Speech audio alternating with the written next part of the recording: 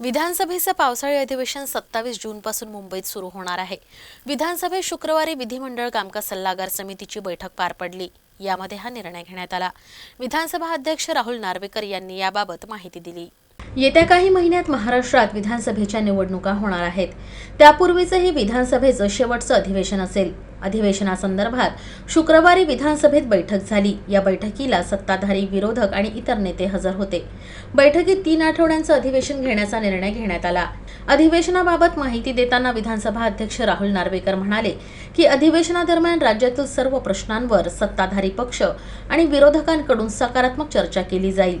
अनेक विषयांवरती, महत्त्वपूर्ण विषयांवरती चर्चा करायची तयारी आणि मागणी दोन्ही विरोधी पक्ष आणि सत्तारूढ पक्षाकडून झालेली आहे आणि त्या अनुषंगाने राज्याच्या दृष्टीने महत्त्वाचे असणारे असे अनेक विषय हे 293चा प्रस्ताव किंवा विरोधी पक्षाचा प्रस्ताव, सत्तारूढ पक्षाचा प्रस्ताव, त्याचप्रमाणे अर्थसंकल्पीय अधिवेशन असल्यामुळे त्या संदर्भात होणारी चर्चा, या सगळ्या विषयांवरती चर्चा होईल आणि सकारात्मक चर्चा घडवून राज्याच्या जनतेला न्याय द्यायचं काम विधिमंडळातनं होईल।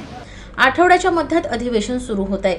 सदस्यांना जास्तीत जास्त संधी देण्याची मागणी आम्ही सभापतींना केली आहे, तर अधिवेशन वाढवण्याची मागणी केल्याची ही माहिती काँग्रेस नेते बाळासाहेब थोरात यांनी दिली। 27 तारखेला अधिवेशन सुरू होतं आहे।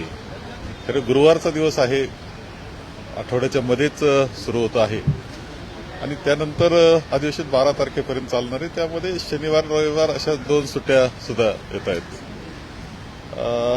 आम्ही आग्रह केलाय की सदस्यांना संधी ज्यादा मिळाली पाहिजे, त्यांचे विषय मांडण्याची संधी मिळाली पाहिजे आणि म्हणून एक दिवस कसा म्हणजे आम्ही तर आठवड्याचीच मागणी केलेली आहे। तर शेवटच्या आठवड्यामध्ये कामकाज सल्लागार समितीची बैठक एक होईल आणि त्यामध्ये आणखी वाढवण्याचं ठरलं तर वाढवू, अशा प्रकारचं सुद्धा माननीय अध्यक्षांनी आम्हाला सांगितलेलं आहे। या व्यतिरिक्त काही चर्चेला संधी मिळण्याकरता म्हणून एक दिवस मध्ये शनिवारचा वाढवण्याच्या संदर्भात चर्चा ही झाली आहे। अर्थसंकल्प यामध्ये मांडला जाणार आहे, त्यावर चर्चा होणार आहे। याशिवाय राज्यपालाच्या अभिभाषणाचा अभिनंदन प्रस्ताव सुद्धा आहे आणि एक शेवटचं अधिवेशन आहे या 5 वर्षाच्या टर्मचं, त्यामुळे अत्यंत महत्त्वाचं सुद्धा आहे। विधानसभेचं अधिवेशन ही विरोधकांसाठी मोठी संधी आहे। सरकार चर्चेपासून पळ काढतंय, तर विरोधकांच्या प्रश्नांना उत्तरं कशी द्यायची असा प्रश्न सत्ताधाऱ्यांना पडल्याचं विधान परिषदेचे विरोधी पक्षनेते अंबादास दानवे यांनी म्हटलंय। या सरकारचं हे शेवटचं अधिवेशन आहे आणि अधिवेशनाचा कालावधी फक्त 12 दिवस 13 दिवसाचा आहे। 3 आठवडे तारखेनिहाय, परंतु दिवसनिहाय 3 आठवडे झालं पाहिजे, ही मागणी मी केलेली आहे।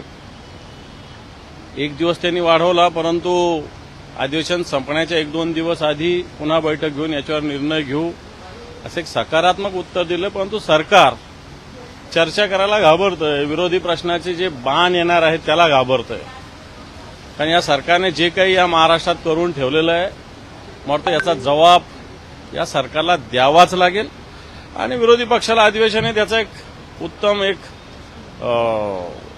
डायस असतो, व्यासपीठ असतं, म्हणून मी मागणी केलेली आहे की हे अधिवेशन 3 आठवड्याचं व्हावं। अल्पावधीतच अधिवेशन संपवण्याचा सरकारचा प्रयत्न आहे। अर्थसंकल्पासह विविध मुद्द्यांवर विधानसभा अध्यक्षांसोबत चर्चेसाठी आम्ही दिवसांची संख्या वाढवली आहे। हे शेवटचं अधिवेशन असल्यानं जास्तीत जास्त सदस्यांना बोलण्याची संधी मिळावी, यासाठी आम्ही अधिवेशन 3 आठवड्यांचं करण्याची मागणी केल्याची माहिती राष्ट्रवादी शरद पवार गटाचे नेते जयंत पाटील यांनी दिली। विरोधी पक्षाच्या वतीने जे प्रस्ताव येणार आहेत त्या प्रस्तावाला देखील न्याय देण्यासाठी योग्य वेळ मिळाली पाहिजे आणि शेवटचं अधिवेशन असल्यामुळं या अधिवेशनामध्ये शेवटच्या सर्व विधानमंडळाच्या सदस्यांना बोलण्यासाठी संधी मिळाली पाहिजे। यासाठी जास्त वेळ द्या, आवश्यकता वाटली तर 1 आठवडे वाढवा।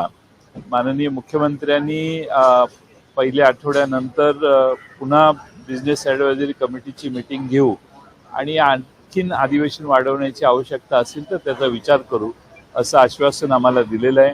सरकार कमीत कमी काळात हे अधिवेशन गुंडाळण्याचा प्रयत्न करतंय असं वाटतंय आणि म्हणून आमचा आग्रह होता की हे अधिवेशन 3 आठवडे, पूर्ण 3 आठवडे चाललं पाहिजे। विद्यमान महायुती सरकारचं हे शेवटचं अधिवेशन आहे. सप्टेंबर-ऑक्टोबरमध्ये राज्यात विधानसभा निवडणुका होणार आहेत. लोकसभा निवडणुकीतील विजयानंतर विरोधकांमध्ये उत्साह संचारलाय. आगामी निवडणुका पाहता विरोधकांकडून सत्ताधाऱ्यांवर हल्लाबोल सुरूच राहील. आता सभागृहात विरोधकांच्या हल्ल्यांना सरकार काय उत्तर देते हे पाहण्यासारखं असेल.